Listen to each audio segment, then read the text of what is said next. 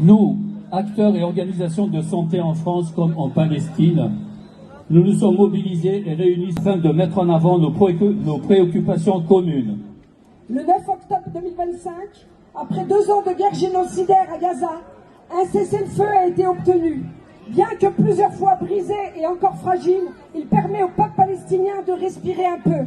Nous le savons, même s'il était respecté, le cessez-le-feu n'arrêtera pas lui seul la souffrance du peuple palestinien. Pendant 24 mois, des centaines de milliers de Palestiniens ont été déplacés dans la bande de Gaza et vivent actuellement dans des conditions précaires. Des dizaines de milliers sont en attente de soins alors que le système de santé est à bout de souffle et que les hôpitaux ont été détruits.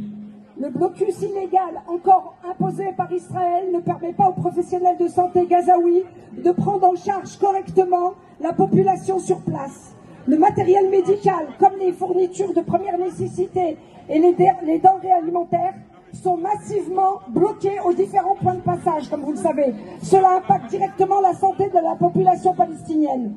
L'entrave à la liberté de circulation et le manque de pays d'accueil empêchent également les blessés et patients d'être évacués pour être soignés à l'étranger.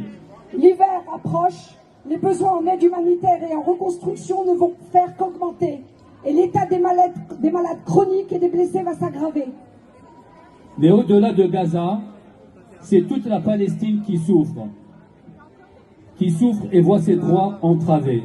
Spoliation continue des terres, arrestations arbitraires, discrimination et atteinte aux droits fondamentaux des Palestiniens dans l'ensemble du territoire. Le cessez-le-feu est peut-être prononcé, mais l'avenir à Gaza, comme dans le reste de la Palestine, reste menacé.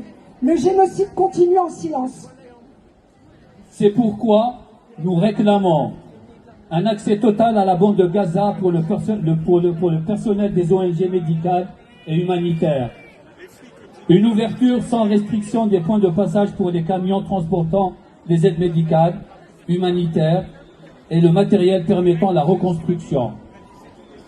Des évacuations sanitaires pour les patients ne pouvant être prises en charge dans les conditions actuelles.